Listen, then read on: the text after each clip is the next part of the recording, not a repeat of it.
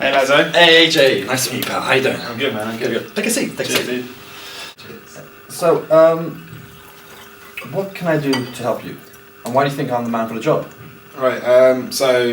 What you can do to help me? Well, one of the things I've been struggling with, I'd say, is fitness and health. Like I like to be fit and healthy, but I've never been able to achieve my ideal dream body. Is what I like to. And you said you're struggling with your fitness. I say struggling because I've tried. Why I say struggling? I've attempted a few things. Yeah, I've tried, and what I've noticed is that I have a pattern. Mm-hmm. Like I'll get to a certain size, and then I'll start eating like chocolate or binge or something, and I won't exercise for a while, and then I'll like feel guilty, and I'll go into exercising again, get to a certain size, and then rinse and repeat. Right. That's interesting. So yeah, and on the flip side of that as well is like the health benefits of knowing what the right foods to eat. I'm aware of it, I just don't do it, and I find it like a complex process that I don't really understand. So having someone to lead me and show me who knows. You need an education to appreciate why you're doing certain things. Absolutely. Right. Yeah, so those are the key things, and of course like the energy and the benefits, and also the focus that I know comes from exercise is what I'm really after as well. So if I can develop that, with your help, and be able to go off into my life and just keep on doing that, I know my whole life will transform, like in my businesses and my relationships and everything. Just one of the key things that really stuck out for me is not only are you one of the best, but the way in which you've done it, which is to compact it and make it small and simple to follow, so that it can be the exercises. I'm talking about exercise here, so I can exercise and get on with my businesses, and it's not taking over my life. I don't have to start like going to the gym like for hours on end, and I'm focusing on exercise. There are people out there they live religiously in the gym and they forget other areas of their life. Yeah. So it negates it, so you're not inspired to do it anymore. It's not what I want to do. It's boring for me. I'm interested in living. I'm interested in going out and doing stuff. If I'm interested in also being functional. I don't wear any jewelry really because unless it's a watch, because it doesn't really do any function for me. Right. So if I'm exercising, I want it for a certain reason. Yeah, exactly. Right. Yeah. So that's how I am. And so everything I've heard about you is like exactly that. Exercising is to drive your life forward and to do businesses and take to that next level. Yeah, so for me, like if I can exercise and get that focus in, really transform not just my body but my mind and my focus to take my businesses and my life to the next level. And yes. I'm in my life in general. We're only here for a short amount of time, and I want to make the most of my life. But great experiences. Exactly, and I find that my focus isn't always there. So there's that kind of what's the word? It's incongruent, right? And I think this is the exercise part is what's missing, which is really going to give me the energy and the focus and the drive to take my life there. What I do prescribe for my clients and myself, because I completely appreciate what people in this world live in. Yeah. You can't. It's like one of those guys who are always meditating and then living in a temple somewhere. It doesn't actually work for most people trying to find that alignment. Just like the guy who trains in the gym all the time. Yeah. It doesn't work because you miss out everything else in life.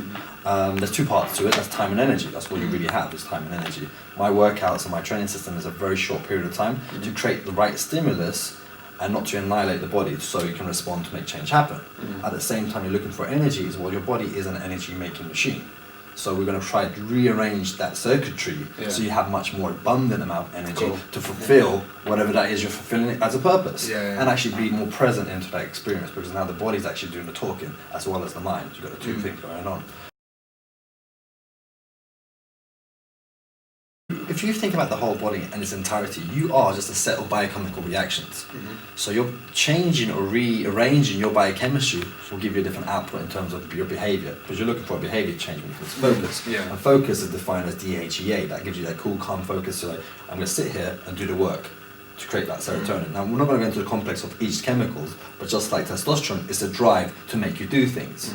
And the act of training actually facilitates those chemicals to be produced more often than not. So that point is not about positive thinking, it's about positive feelings that your body's secreting on a regular basis for a good share of time of the week. Hence, productivity. That's what you're looking for, productivity while you're enjoying the moment, right? So my training is all based on hormonal re-management and balance. Okay. So we'll change the whole thing as a man and what a man's supposed to be, right? Okay, yeah. I'm a big believer on visualization and mental rehearsal in creating whatever it is to achieve something. So when we talked about exercise, I personally think exercise is a waste of time. It's actually training. And training is progressive, and there's a direction, and there's an intention, and there's an agenda behind it to get a certain outcome. Whether you fail or not, it doesn't make a difference because the failure is just a scorecard to tell you where you are now. Okay. So the first thing we need to do is where you are now and where you want to go. Okay. And that's the visualization to where you want to go, your future projection. Yeah. So we're going to go through a consultation on where you are now. We kind of currently know that you haven't been training for a while, you stopped and started. Mm-hmm. Yeah. What's your nutrition like, average? It's all over the place. So yeah. I want you to just do a food diary for me for a week. Okay. We'll go through the food diary just to see, okay, this is Yeah. what you're doing right now. Then I can start to educate on you on the eating. Where you are now, I have no idea in terms of your training style Yeah. and in terms of connecting your mind and muscle to connection. Most people in the gym do not actually know how to connect with their muscle. Mm-hmm. So they're just doing this whole thing, they're doing the exercise and they're getting bored from the whole movement and that's why they stop.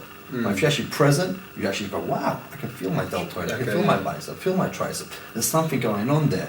And then it starts producing a love affair with the actual training itself. Okay. Right? But because it's a short period of time, it's sustainable. As opposed to unmanageable when it gets too long and you're tired and you're fatigued and you can't recover and you're like, well, fuck man, I can't even do my work anymore. So it's that the sweet response. Now talking about future visualization, when I first did my transformation, I had an individual called Lazo who I looked up to, and I had his physique, and I was like, I look like this guy, and it practically came almost to that guy. And to the point when I competed, I actually drew the physique I want to look like, and Miami when I won the show, it was spitting image. So visualization is a big factor. If you want to talk about law of attraction, whatever it may be, it happens on the inner world in your body. Yeah. So who do you want to look like? What's the kind of similar genetics, but ideal for you? There's no perfect bodies. What will be perfect for you? Okay. Well, I had a thought about this and I had a look. I have no idea what the guy's name is, but he's an Indian actor, I think. Right. I got some pictures on my phone. Oh, is it? Yeah. And it gives you an idea of like the physique I'm going for. I'm just opening up my phone. So yeah, I've just got some pictures in here. So there's a few pictures there. As you scroll left and right. It's got a good physique. So Very fit. Yeah, so the full pecs and Shoulders, arms. You see, that's great. That's actually realistic. You can achieve something like that. Maybe better, maybe just off, but at least now you have a target. Now the way the brain works is like, now I know where I need to go. And that's so important. But most people go into the gym, they don't know what they're going to do. They go, I want to lose some weight. Yeah. Well, I can just chop off your leg. Okay. And lose some weight. What is that? What does that mean? Yeah. So now you have visual representation. Now we'll also have a figure representation, like as you, like how much muscle do you have? How much muscle we're trying to gain? Yada yada yada. We'll go through the process. But this is so important. So I'm glad you did this. Yeah. This is the analysis. Yeah. Alright. It's my little frog belly I was pointing out earlier. Frog belly, right? Yeah. There's a little poo. Followed it out slightly, my long arms. So, naturally, you've got a good frame to actually build a good physique, and you've got a good height, so you have an advantage over it. There is a slight cap on your shoulder, so that can actually be improved a lot more. Meaning, like, some people's shoulders are quite flat, like this, so it takes a longer time to build that shoulder. So there are some advantage there. This is what we need to get rid of, these puppy handles, or love handles. I don't know why they're called love handles, no one ever uses for love. Turn around. Let's turn around. Right. You have worked out before. You can see there is some element of muscle mass on you, but there's. I haven't worked out for a good 2 months. Yeah, 2 months, right? Yeah. Looking at your physique here, the key here is creating, like bodybuilding in its essence, or body resculpting, is illusion creation, right? So it's with creating an illusion that your shoulders are capped, wider on here and smaller here. So that creates the V-shaped that people naturally find more attractive, and it actually looks like a gymnast or an athlete, so forth. So that's what we're going to try to create. Now, there is some depth on you, but we're going to create a bigger depth around your chest and your back area.